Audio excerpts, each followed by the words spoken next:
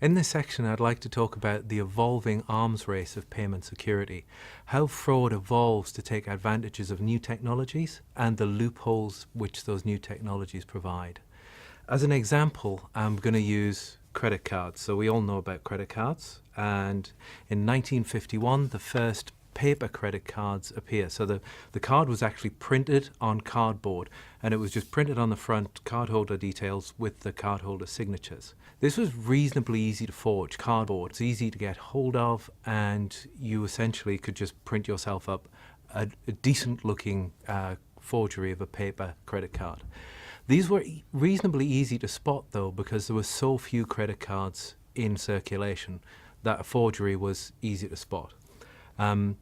As we go forward to 1959, we get the first plastic cards appearing. So that becomes the familiar plastic card with the cardholder's card number printed on the front. These cards were much harder to forge because you had to create a plastic copy that looked believable with the raised printing on it. So much harder technology than just copying cardboard and printing on it.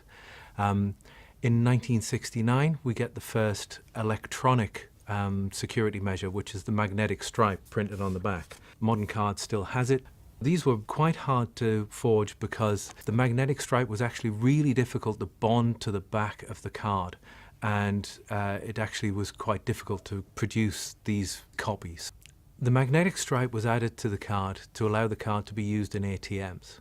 And with ATMs came the first incidence of a totally new crime that was created by the technology of the credit card. So with an ATM, you put your card in, you put your PIN number in, and the new crime was the crime of bump and run, where somebody would shoulder surf your PIN number by watching you put it into the ATM and then distract you by either bumping into you or talking to you.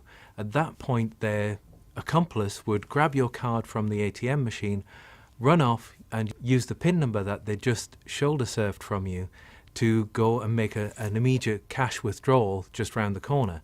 So essentially what they'd done is the introduction of ATMs had created this whole new form of crime. So later on with ATM technology, we see the introduction of the CCTV camera being introduced to the ATM.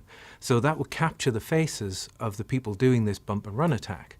Unfortunately, with putting the CCTV camera into the ATM, that stopped the bump and run attack, but that then meant that they would still shoulder surf your card, but they'd have to steal the card much further away.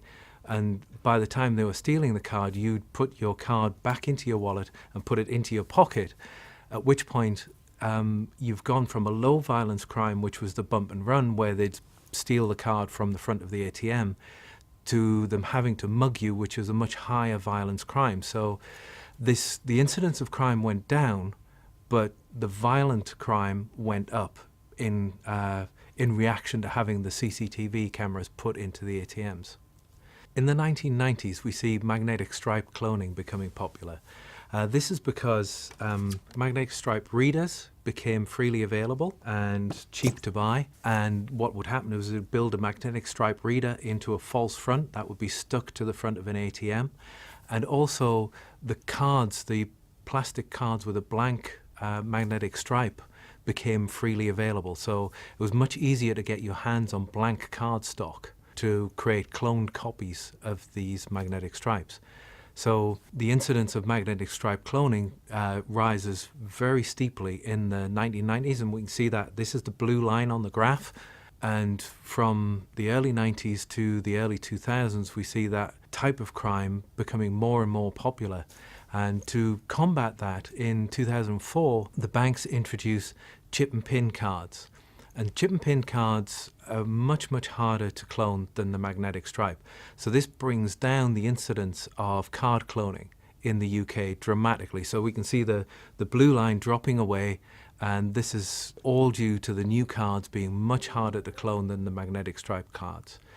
Unfortunately, what then happens is we can see 2007, 2008, we get an increase back up on the magnetic stripe cloning, and this green line shows us that essentially what's happening is the magnetic stripes are being cloned in the UK, and then used in the US to make cash withdrawals or purchases in the US.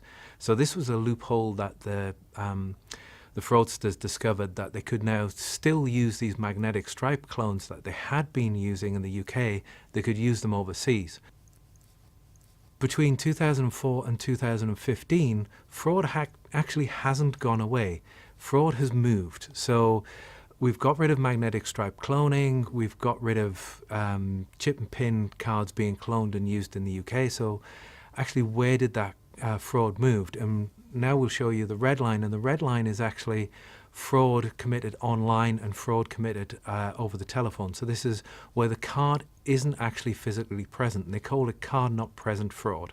And we can see the red line here shows how card not present fraud has increased from 3% back in 1995 to over 70% now. This is fraud committed where the cardholder and the card are not present. So they're not scanned. You're not putting your card into an ATM or into a chip and pin machine. You're using the card details to make an online purchase or a telephone purchase.